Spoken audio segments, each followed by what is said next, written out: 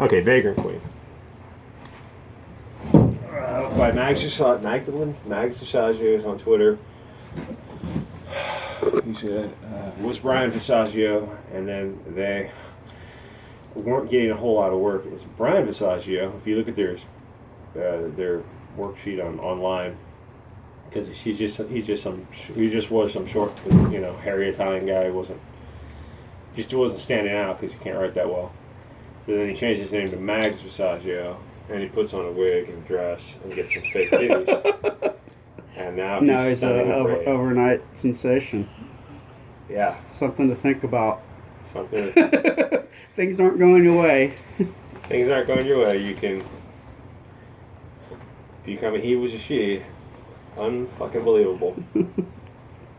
So, and he starts writing his own properties. He's written a bunch of stuff, and they're all like vaguely derivative of William Gibson. So it's like cyberpunk type stuff. Cyberpunk, steampunk, kind of. Yeah, cyberpunk. And it has like potential there. There's potential there. But it's just something's missing. But the thing is, the writer is super, super depressed, and that comes across. So everything's just really kind of dark and. Like Eternity Girl, we'll do all. I think there's 6 issues of Eternity Girl. We'll read all 6 issues and talk about that another time. It is it depressed me. Like, no joke. No, you wanted to like hang yourself after you read it. It was a story about a girl who couldn't kill herself, but she was trying to kill herself. And you're thinking like, whoa, the writer. This is just the writer's life. It is scary because you think of the trans. It's like he's just trying to or she's just trying to explain how she's feeling. 41% of them commit suicide. I could see that. And so reading this comic it puts you in a weird feeling like, holy shit. This is a desperate cry for help. It's not a comic book. It's like now I don't even know if I want to make fun of this person anymore because they're like, if they kill themselves, then we're fucking assholes. And then like you got to go back and take down all the old videos. Like, holy shit. Yeah. Well, that said, at your request, I read the first issue of Vagrant Queen, and it fucking sucks, dude. I mean, it didn't interest me. It's boring. The art was very kind of stiff. Yeah. And the visual storytelling wasn't really very clear either. That's another thing with Mags is she works with don't knock the camera on you shithead. He works with she works with artists who are really rough. Like Kim was even worse. The perspectives was off and things. I mean, that's a whole other thing we'll talk about. You can give her muffin going. I don't think there's. Oh, she got allergies. Oh, does she? Yeah. He works with artists that are really bad because I guess they're cheap. Oh, like they're not like Kim wasn't ready for the prime time, but Vagrant Queen was like okay. It was. I guess like you're a little bit more well known, maybe you can get a better artist at this point, right? Yeah, but the thing is, they start selling like the first issue sells like 2,000 issues, and by issue 5, it's at 900, and you're just wasting space on the store shelves that should go to something else. Right. But because you're transsexual, then San Francisco, L.A., New York will stock your stuff because they believe in supporting other LGBT. I mean, I just thought that like I would have been okay with it if it was like a shit story with great art. Yeah, maybe. Just because I could look at the pictures, but it's not even nice to look at on any level. And then, so what am I left? I'm left with awful dialogue, just a bunch of talking heads for most of that first issue. It was just completely boring to me. I thought that I'm just not really interested in any of the characters. There was nothing that was endearing to me about the main character. I'm completely not interested in her any way, shape, or form. Well, was she visually appealing? Was she attractive? Well, not to me. Maybe she's just to somebody else, but she's not to me. No, she's attractive to no human on earth. I mean, maybe to the alien, if she's an alien race. Maybe she's attractive. The black girl with the chin was the main character. Yeah. I know. Kind of looked like a man. And she has a shit attitude, and not in a funny way. Like, it wasn't clever or kind of smart ass. It was just like, ew, you're just not a very cool person.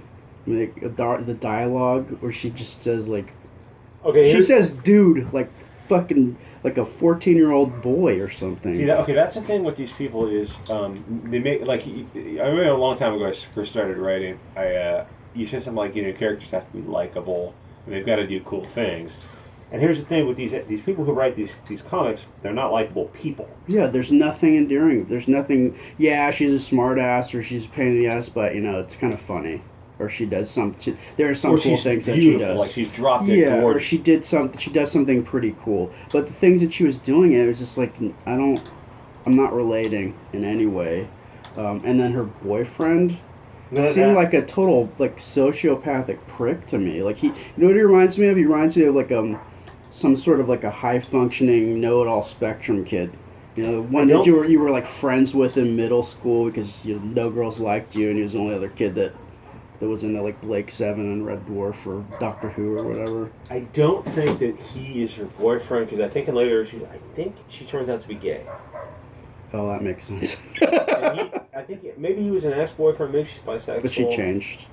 Or I think he was an old partner or something. I don't think there's a romantic relationship. But like you see a man and woman together, you think, oh, there's going to be romance. Because everybody wants a little romance. And also, like, there's got to be some kind of a tension that's interesting. It just seems like they just didn't really care for each other. Like they were just kind of. He'd make all these kind of snide remarks. Yeah. And then she was just kind of like a jerk. Like there are two people I don't like, so why? And they don't seem like they like each other, so why are they even hanging out with each other? I mean, it just. And then other than that, I felt like there was, in that first issue, there was just some fundamental story structure elements that were missing in it that just really irked the hell out of me.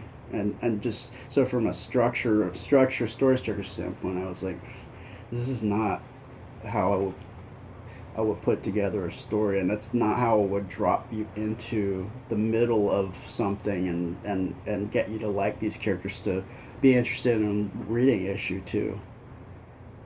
And he drops you into just boring dialogue. Yeah, they fight a big chicken, and I think on the first couple pages, like a big humanoid chicken. I think that was issue 1. Mm-hmm. And I think she kills it. Yeah, because she's not likable. Which is kind of weird. She's got there's nothing compassionate about her. There's just like killing characters for the hero to do. It's like you got to kill only really bad characters. You got to build up those characters, or at least show somehow that they deserve to be shot at or whatever it is. Well, Han Solo shot that guy, but that guy wasn't a bad guy, a really bad guy who's going to shoot him. And he was going to shoot him first, and Han Solo was kind of like the cool character. Yeah, there was a charm about him. Yeah. The thing is, there's no charm with this Vagrant Queen character. She's got a big chin. Got a big chin. The writers don't have any charm. Because the writers are people like, these people... The one writing it sounded like somebody who doesn't really like people or like themselves, so how are they going to be able to relate to anybody? They're just they're gonna write from their annoyance with everybody, so they're gonna not have any characters that you really like, because they don't like anybody, probably. They don't like anybody, and they don't have friends, they have allies. Like they all team up. Which is kind of like their schmucky boyfriend. He was kind of more of an ally. It wasn't like they cared for one another. Yeah.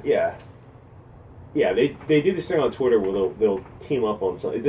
They'll find a greater good to fight for, and like our first live stream is going to be 6 hours long. There's so much to go into. There's like 2 years of history. It's interesting though. It's really interesting.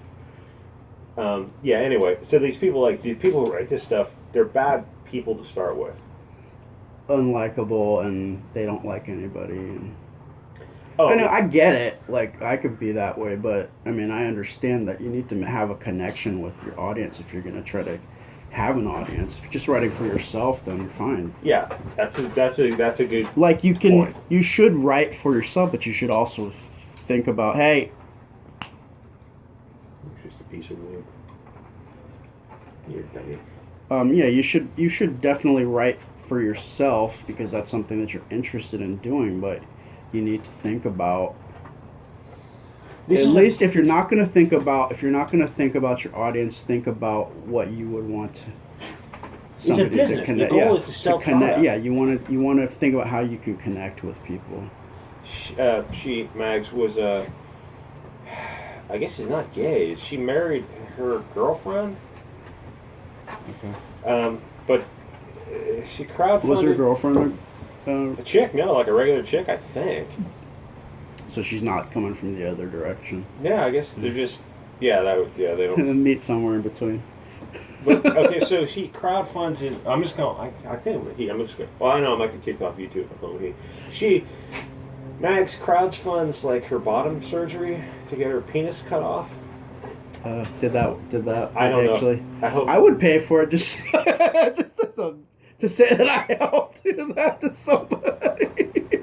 The thought of somebody mutilating themselves it just makes me so deeply sad. The thought of somebody cutting off an organ. I find it deeply hilarious, which is why I would help crowdfund it. Like, oh, I really want to. I want to cut off my foot because I identify as a person who doesn't have a foot, like a diabetic.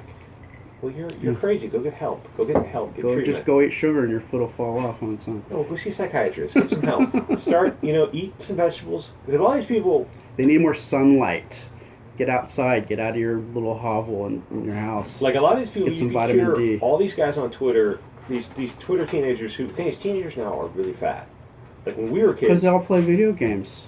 And they're eating. They're constantly at home. They're playing video games. They're eating. They're tweeting, twittering, and they're angry because they come out and they show their pictures. And they're like, I'm transforming, and it's like it's a 200-pound 16-year-old kid who should be 160 pounds. It's like, okay, the way you should transform is go to a fucking gym. Stop eating so much. Go outside and play soccer. Yeah. Go hiking. Go. Trust me, you'll love yourself a lot more than you do now. You'll start having sex with girls, and you have a girlfriend. You don't need to be trans just because you need attention. Yeah. The way to get out of your body is to just get into shape. Yeah, the transformation is you should come out as a skinny person. But the thing is, if they did that, they lost 50 pounds, they got in shape, they started eating spinach every day, they would be shamed for it. Yeah. Because they get into shape would body shame people who weren't. It's bizarre. It's like if you haven't been on Twitter, you have no idea how weird the people have gotten in 5 years. Anyway, Vagrant Queen. Deeply unlikable writers who are writing characters. Deeply unlikable characters. Yeah, and they're selling, like literally, like if you look on the online sites, you look at Mags's body of work. I don't think she's got like a dozen. Has she done any like mainstream titles? A few mainstream. Just like fill in, or like a whole, fill in, no, not like a full like story arc. Just like issues here and there, and not many. She does her own thing, which means she owns the properties, which is good because when it gets turned into Vagrant Queen on Sci-Fi Network, well, you own that property. That's great. Or I mean, you probably make a few $1,000s, but she'll get some sort of residual. Yeah, I mean, maybe she made $20,000 off that but it probably all went to her surgery, I'm sure. To cut your penis. Anyway, so they did. If you look through her issue, nothing she has went over 5 issues. None of it. And by issue 5, because it got canceled, or because she just no, it gets canceled. It sells under 1,000. So it starts out a few thousand, starts strong, people buy it. Just because it's interesting. Let's see what they came out with. Yeah, and the thing is, the ideas are interesting. Like Attorney Girl, Kim and Kim, Vagrant Queen. The concept is interesting. It could be good if you had a non-crazy person write it.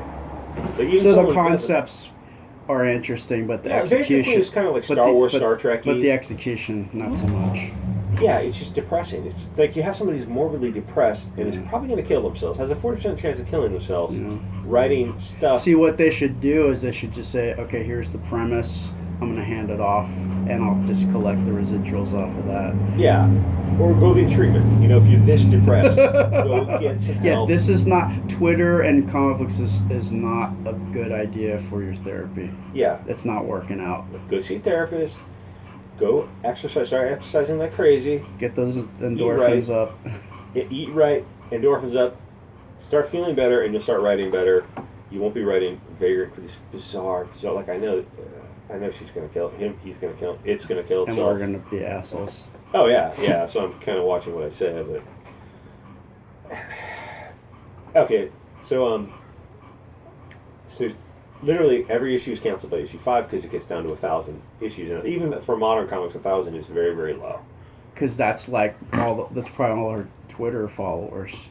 Oh yeah, those are the true diehard fans. Max probably has 30,000 Twitter followers or something, But of those, probably only 10 are like the real hard. Yeah, you're only selling 1,000 by issue 5. Yeah.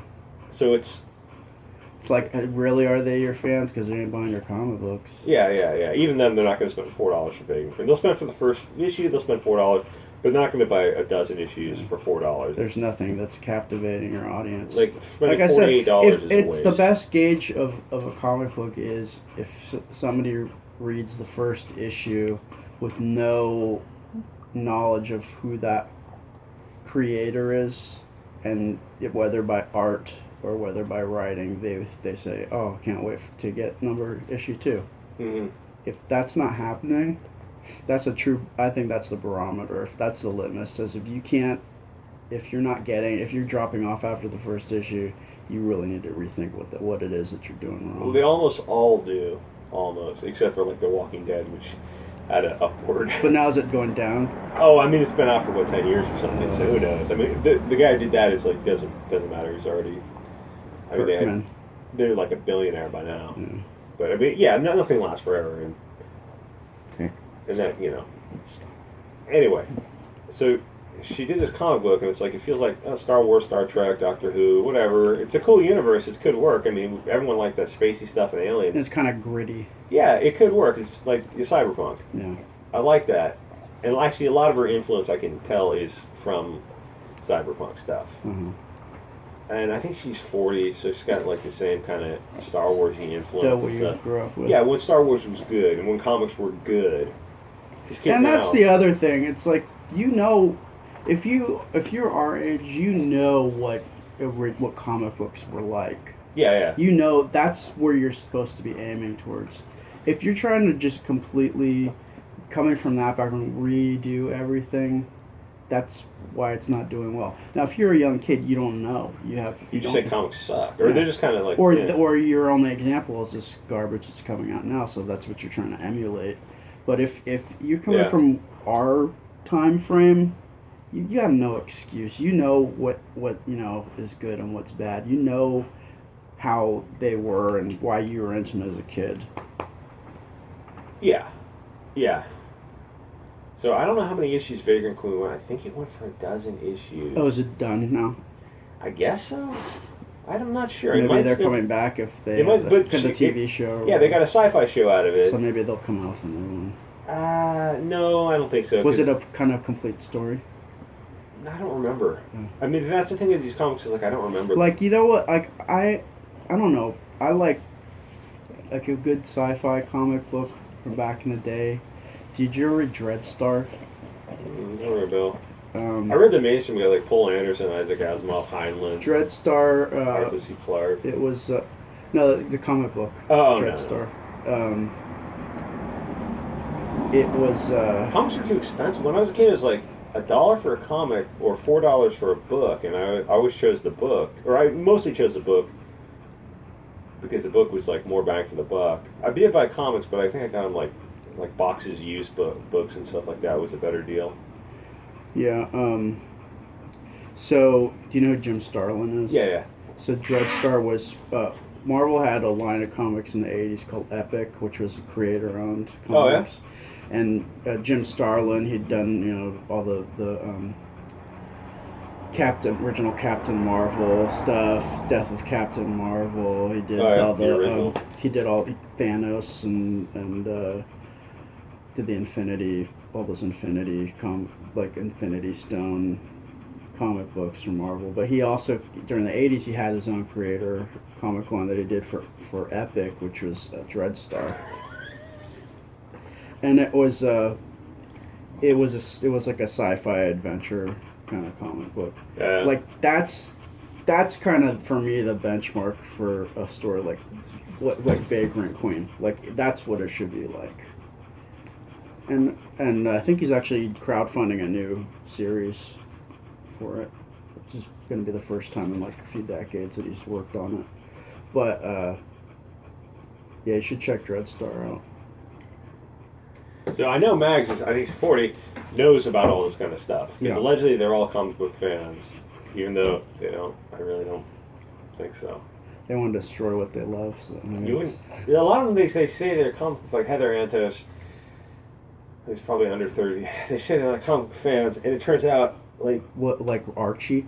yeah, like their older brother. They just had. Oh, my grandma had a stack of Archie and Uncle Scrooge comic books in their attic, and they used to read it every summer. I did love Archie and Uncle Scrooge. I did. I thought Scrooge McDuck was hysterical.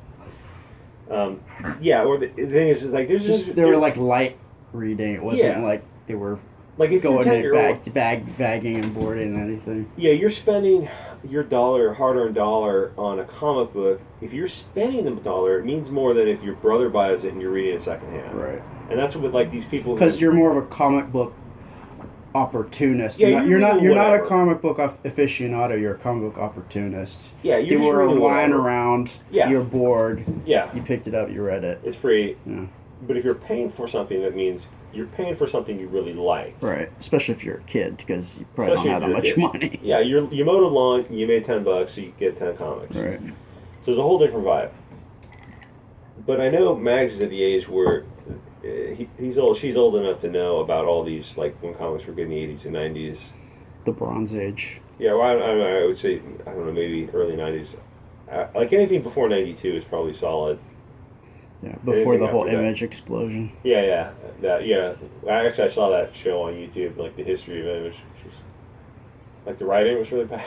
Oh yeah, you followed them because of the artists left the big companies. Yeah, but you gotta have good writing.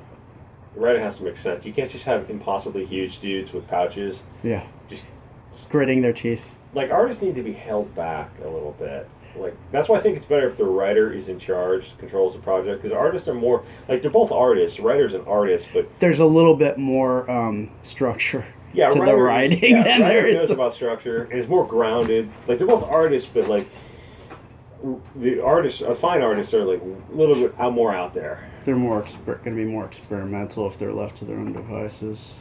Yeah, where the writer is, I don't know, got a different history. Unless you're Mags, who doesn't understand story structure and pacing. But the thing is, I know, he should, because he's like, she's a fan of Star Wars and Star Trek and all this science fiction, because I can tell in her writing that it's reminiscent of all these stories I read as a kid. So I know that you can see what the points of reference. You're like where you should have gone with it. But the thing is, if you just made the characters likable, that's all it takes. Mm-hmm. Make them good looking. Because attractive people attract people. Right. And make them likable. Especially in something that's fantastical, because you're looking for something that's greater, more amazing than the norm. Yeah, I don't need to see ordinary people. I can look in the mirror. Why am I reading your comic? Why am I spending $4 on it? Are there beautiful people doing awesome kick-ass things? No. Then why am I here? Why am I spending $4 on it? Right. I'll read it for free online, but I won't spend $4 on it. Yeah. It has to be good. It's not something that I'm going to go back to over and over again. Yeah, they seem to forget, like, they think people will just... They seem to forget. They're in their little bubble. They're in a bubble online, and they forget that this is a business. You have to get money from people. And you have to... You can't just go with people that just say, yeah, that's totally cool. Yeah, that's like the Star Wars problem. Find out what are the objections. Okay, Once you find out the objections, then you can address them, or you can work that in. Like if you're sitting around a table with these people and it was you there, and you had some pull in the company where you could speak freely, you'd say, no, this is a bad idea. The audience for black girls just isn't there, and they would look at you like, you're a Nazi. You're Nazi. You're like, no, I'm just saying. This is the facts. There's not enough people who want to watch a 12-year-old black girl. We could actually spend money on this? It's like you're just going out without any information.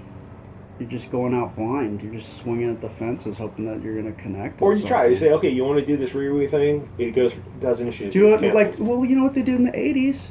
They had like 4-issue limited series. Yeah, do it. Do that. If the 4-issue... Do you remember Transformers started out as a 4-issue limited series? Then they made it 5 issues. Then they just continued going because they realized people would buy it. Yeah. You do it. The first 2 issues will sell well, and the 4th issue... Well, people might buy all 4 of it just to buy all 4 of it. But if people are still into it by the 4th issue, it's like, maybe we got something here. Yeah. The thing is, in modern times with these, like, Muslim characters or little black girls...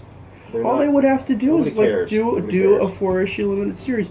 if there was an audience, if it was written and drawn in a way that people liked and spoke to them, then they could say, okay, it's now a monthly series. But if at the end of those 4 issues it didn't work out, then okay, we tried it. We got a new character. We can put her into other stuff, but obviously she can't carry. It's like in the movies, like you find you get these actors that seem to connect with people, so you give them a shot. You give them the movie that they star in. If after the second movie where they're playing the lead doesn't sell money, then that's it. You never hear from them again as a leading actor. Yeah, but there's nobody in that group of people who's saying that. There's no people, like just normal people, normal businessmen. I mean, honestly, even if I was making like my own indie comic book, I would do like a 3-issue limited series. Well, indie comic books, it would be a 3-act story, and then if people liked it, okay, we can make another 3. And yeah, well, the Indiegogo model is a different model because you're selling stuff online, and it's usually better to go with like a 50-page. There is one guy, because people don't know you're an artist. Actually, I'll show you this on. When you get done with the other books, I'll show you this other guy. He wrote a book. It's like 50 pages. He sold it for $15. So his profit margin window was very narrow, but he raised $30,000. But it was only $15, so he didn't make much money. But it was enough. It was enough, and the story was okay. It was called Downcast by this guy Sweetcast, and it's steampunk cyberpunk, but it's a little bit better. But it was only $15, and people like him.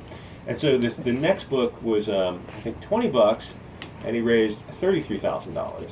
So there's a little bit more profit, and now he's got a little bit more audience. He's on YouTube. He does stuff like this, talks about comics, and he's got more subs. But people are supporting him, and so by his third book, he's going to be probably $20 again. He'll probably make $35,000, and he's playing for the long game. So what is the cost versus how much money he brought in? Like the first book. I don't how know. much was profit versus how much paid for the thing to be published? The thing is, the first book, it's like and shipped out. Like theoretically, he might have made a couple $1,000s in profit, or even if he didn't make any profit, he's doing it on the side. It's making comics is just a part-time job.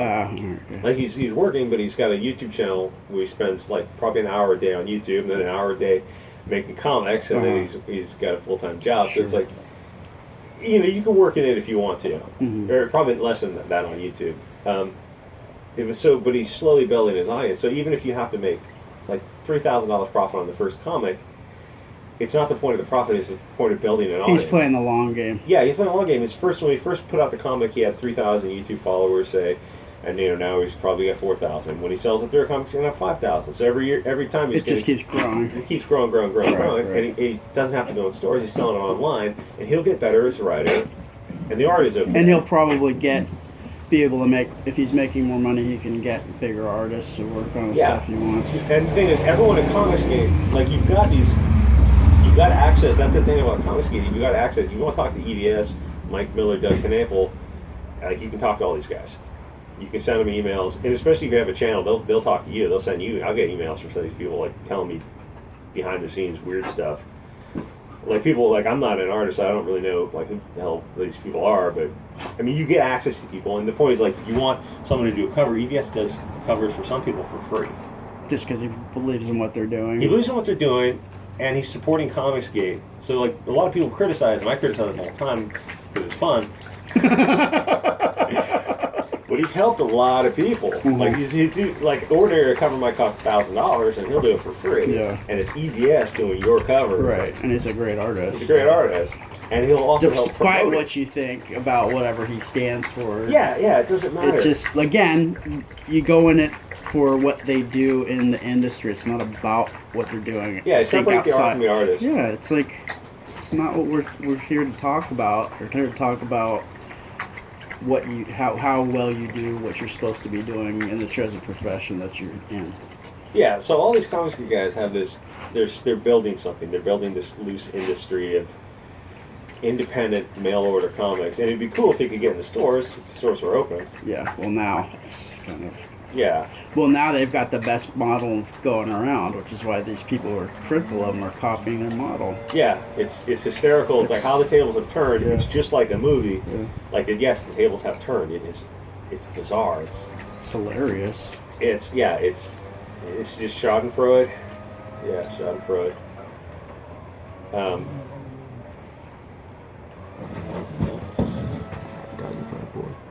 What the fuck? Did this start and stop again? Anyway, I think we're good. We're good.